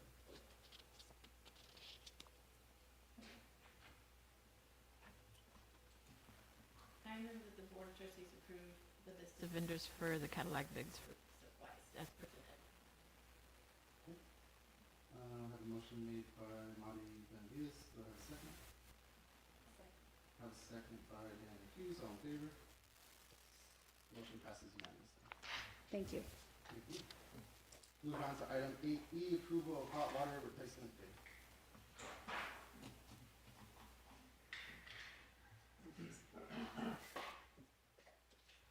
Thank you, Ms. Lisa. Good afternoon, Board. Afternoon, Dr. Spore. I'm covering what may already be in front of you, which is going to be the the approval for a hot water heater replacement bid. Just so you can be aware, we did a bidding of 4 companies that actually came and bidded for this high school water heater replacement, which, if you look at the picture, they're in desperate repair. So the company that we ended up going with was Primo Plumbing. If you look at your bid tabulation sheet that I think you have in front of you, you're gonna notice that there was one on the top that was a little bit lower than the 184.5, but because of the fact that they didn't have all their information as far as the addendums, etc., we went with the lowest bidder, which was the next one, which was Primo Plumbing for 184.5. The water heaters, I'm just gonna read real briefly. At the high school, there are 2 gas-fired hot water heaters providing hot water for the girls' and boys' locker, shower, sinks, etc. areas. Currently, there's only 1 water heater that's working. Actually, the one you see on the picture there is the one that's working. The other one that's not in the picture is pretty much deteriorated. So we do have a need to hopefully get this bid approved so we can get those water heaters replaced. These water heaters are from like the 90s. They're very, very old. So, like I said, once again, the bid that we went with was to try to approve Primo Plumbing for 184.5. And I'm just going to say it is recommended that the district approve the base bid product Primo Plumbing, considered the best value for the district, board, and Dr. Spore. So this is for 2 units, correct? That is correct, yes, sir. Good. And disposal of the current units and any plumbing, piping that would need to be replaced in order to get those up and running. So Correct. that would all be included in the price of these 2 units. And just to reflect on this, this was asked by the board, I guess, when you came on board, or it's been a while. So thank you for getting this done, and I'm good with it. Yes, sir. And their estimated longevity should be 20 years, 30 years? They're like from 1997. Yes, I mean, you're looking at, I'm just guesstimating, but you're looking at 25 to 30 years. 20 They to will 20 to come 25. with warranty, et cetera. And then there is a deadline when Unless they there's a have to complete catastrophic this event. water heater process. Okay. Sounds good. Does anyone else have any questions? No, sir. And if not, Thank you, board. Thank you, Dr. Spore. Thank you, sir. Yes, sir. can I get a motion on this item? I so move, sir, that we go with Primo Plumbing as recommended. I have a motion made by Marco Reyes. Do I have a second? I'll second. have a second made by Dora Mata Rodriguez. I will wait for the vote. I don't see that.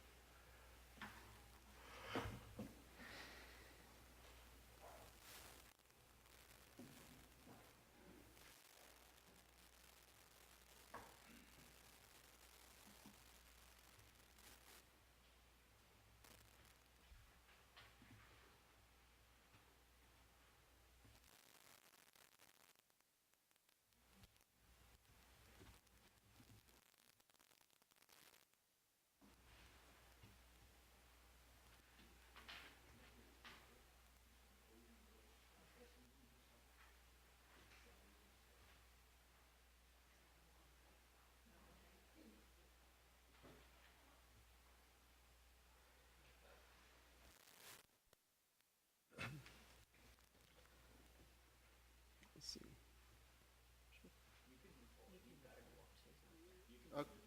Okay.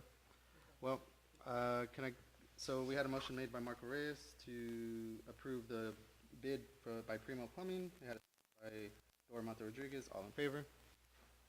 Motion passes.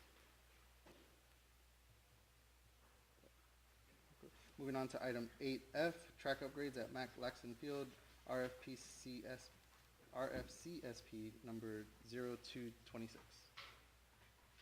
As you know, we have been on a journey to look at the stadium and the track and the drainage, and we are bringing forward to you tonight some bids. And to discuss all of that, we have our engineer, Mr. Ron Ramirez, to talk to us about this. Hello.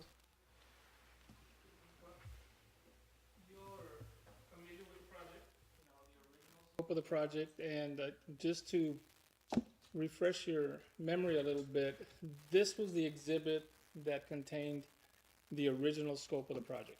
You know, we were going to do, to put it briefly, we had to fix an encroachment of your drainage infrastructure coming off that field and coming off that track onto the city public right-of-way. Okay, so in order to do that, we had to actually get into the field. We had to reroute the drainage out, you know, to the, what is that? To the west? Reroute the drainage to the west as is shown, and in the process of doing that, we were gonna have to remove and replace a portion of the track and a portion of the synthetic turf field to get those drainage improvements in. On top of that, you didn't have any support for the back of that track. You know, so we had to construct a retaining wall with a one-way footing all along the back, and we were going to remove and replace the chain link fence back there. And, you know, we did a drainage study. We got with the city of Pearsall. This proposed fix was approved by them when we went forward to, and we priced this out for you. Along with this, they pointed out a drainage issue, which I'm sure you were all familiar with, all the ponding that's going on the west side of that stadium. So we proposed to fix that along with this project.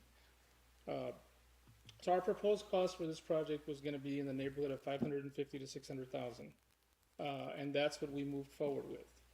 Now, after we left here, you have other things that were going on, primarily the scoreboard. You know, so we were asked to put the scoreboard into this project, which we did. You know, the installation of the scoreboard. You all have already purchased a scoreboard. It's a very nice scoreboard with, you know, screen capabilities, and I'm not familiar with all the ins and outs of it, but it's a very nice scoreboard. So that scoreboard, we talked about a placement for that scoreboard, and we looked at the placement as being, and I don't have a pointer here, but that's within the D area, you know, further into the synthetic turf field. Now, this bid, as you all know, we had one bidder. We tried to get this competitively bid. We only had one bidder come back with a price, and it was a little more than twice as much than what our budget was. But we did add to the scope of work, and that I can tell you that scoreboard, we had to bring an electrical engineer on board, okay, so we could design it. We met with Daktronics, you know, the people that the supplier for that scoreboard on where we were gonna put it. And what that did to the project was, the first thing we did was we assessed, the electrical engineer assessed the existing distribution panel that we were gonna draw power from for this scoreboard. You know, it was coming from the press box on that west side. Oh. Okay, much better. Let me see. Yeah, there you go. So that's coming from this area. Well, in doing his assessment, in getting with the supplier of the scoreboard and assessing the power requirements, the existing distribution panel you have that provides power to the restroom building, to the press box, and to everything else on this side of the stadium that has power. You know, there's a meter, there's a service that comes in. He determined that that existing distribution panel didn't have the capacity to provide the additional power that was going to be necessary. It would stop working on me, right? Okay. Additional power that was going to be necessary by the scoreboard. Now, the scoreboard is right in this area. To put it simply, what we had to do is bring in a brand new service right into this area, and I have the construction plans here if you want to reference those in more detail. But to put it simply, bring in a new low voltage distribution panel. I'm sorry, I'm not an electrical engineer, right? So that's why I hired one. Bring in a new panel, pole-mounted panel that we had to mount here, and then with the additional capacity to handle everything that this distribution panel is handling, plus the service to the scoreboard. In doing that, we had to set a new meter. We had to backfeed the existing, by overhead lines, backfeed the existing distribution panel to because you can only have one service, to come in and keep everything active and powered, and then from there run underground to this existing scoreboard. Just the electrical for getting that involved, including the trenching and everything else, and setting a new service and setting a new meter, doing a new distribution panel, backfeeding this and that, and I studied up on this, talking to the electrical engineer, by the way. That was almost $250,000. That was in the $230,000 to $250,000 range. You know, now, when we put the scoreboard here, the most expensive parts of doing this is not the drainage. You know, the most expensive part's not the drainage, it's not the retaining wall. The most expensive part of this whole fix is having to remove a portion of that all-weather track section in its entirety, and having to remove a portion of this synthetic turf, you know, in its entirety, because you can't just remove the surface, or you can't just trench across it.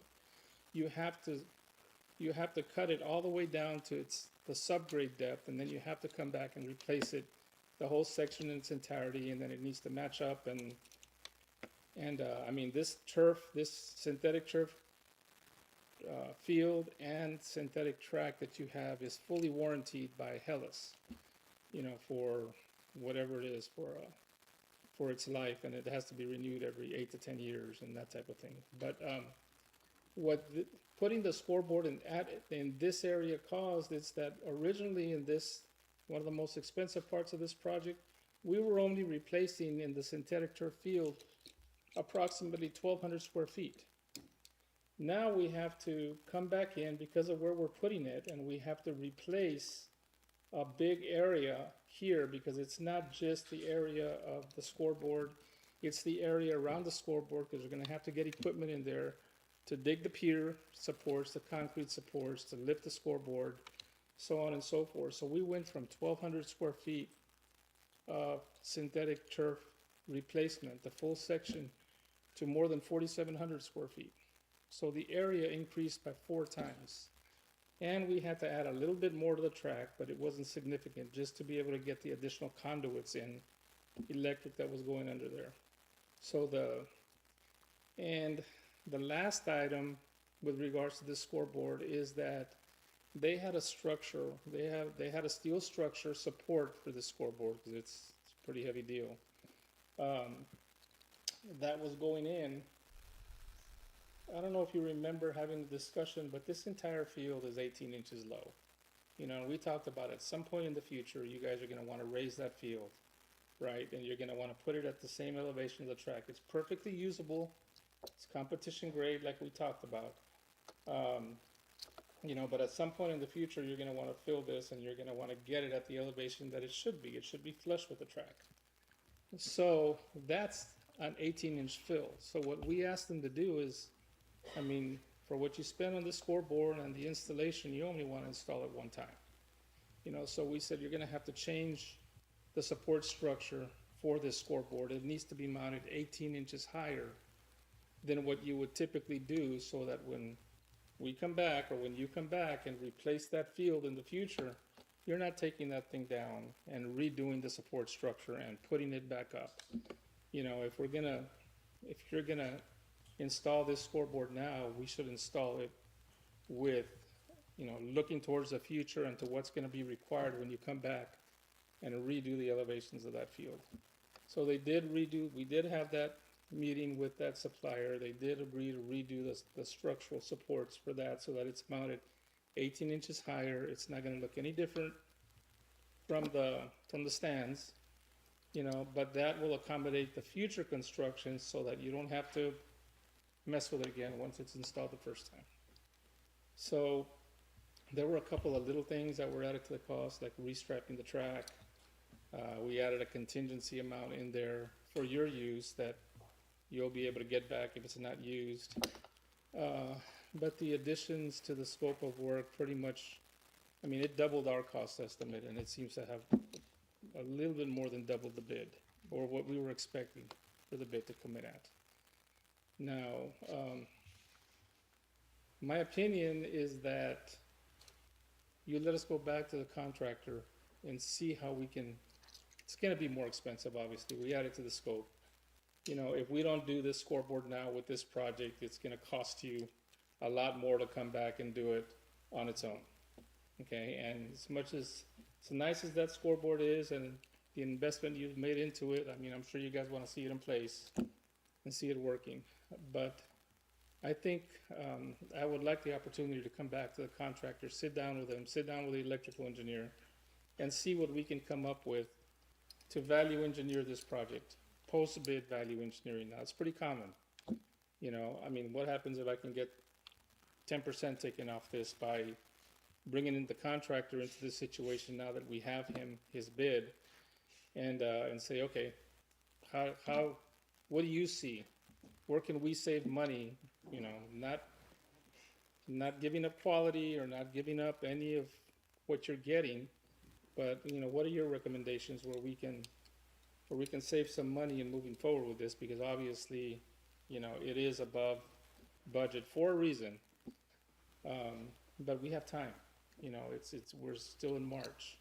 You know, with maybe 2 weeks, I could come back and we could probably come back and make some suggestions to value engineer this, issue what's called a post-bid addendum to the contractor, and see if we can get this price down for you guys. You know, I think it's worth the effort. We do this a lot, especially when we have scope changes on projects, you know, and for different school districts. And it's not, the amount of time it takes to do it is not going to infringe on the amount of time you need to get this project done before August. You know, in other words, we have the leeway to be able to do that.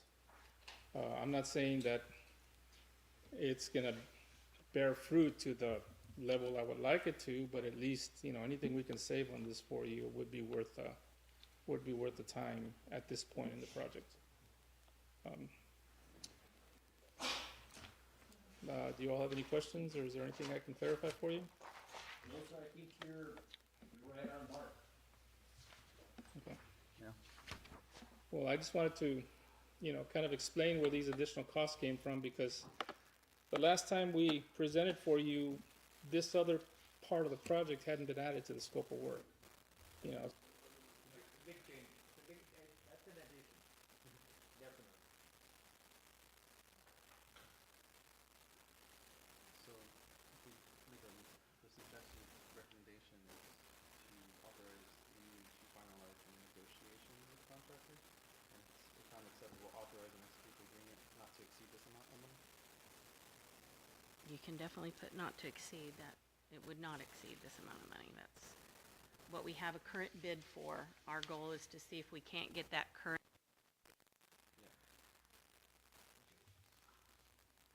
So the current bid, which was received from Hellas, because they are the only ones who will then warranty all of this work on the track and on the turf, is $1.15 $13. So 1.159 million. Yes. So that's the double. But it is a one and done to put the scoreboard in. We would end up with the track back in shape, the field back in shape, the drainage done, the encroachment done, and the fencing, that black fencing, taking the place of the chain link all the way across. So we would have singular fencing. Our part of the alley would look good, yes, sir. That's an expensive alley, isn't it? Yes, yes, sir. I gotta make it a little funny. I will say, when I opened this up and I saw it, I was like, Ron, you have to be here because I'm hyperventilating a little bit just looking at this total amount. But when we look at putting it in right and thinking about, maybe it's 5 years, maybe it's 10 years, whatever it is that you want to look at that stadium and bring it up so that you play more than just football on that turf, then we're not looking at changing a thing about the scoreboard. It's put in and it's put in well. And we put it in with the electrical that will support not only the scoreboard, but everything on that side, and we won't have issues. Everything would be done very well. And they came back and said this was the added scope, and that made sense. And then they said, also, we would like to go to bat for you to try to save every penny we can on this. And they feel like there are some areas for some savings on this. But the request is to be able to approve up to the amount that they bid, hoping that we will get something smaller. Anyone else have any questions? And if not, can I get a motion on this item? I so move, sir. I have a motion made by Marco Reyes. Do I have a second? I'll second.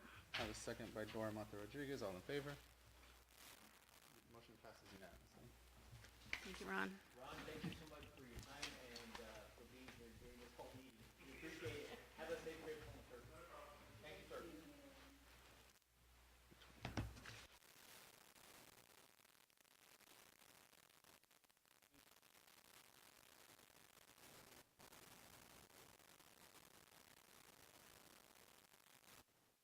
1.074 to deliberate regarding matters related to employment, appointments, resignations, terminations, retirements, and reassignments, administrative contracts.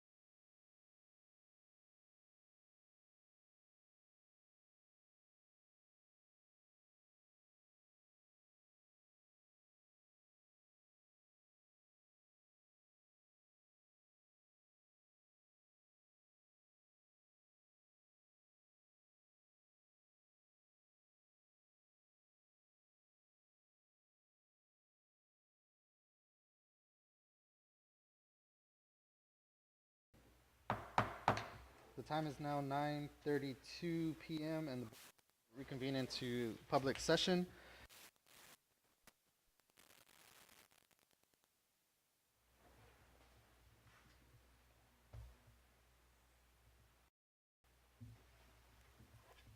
We presented the administrator contracts for the 26-27 school year for approval.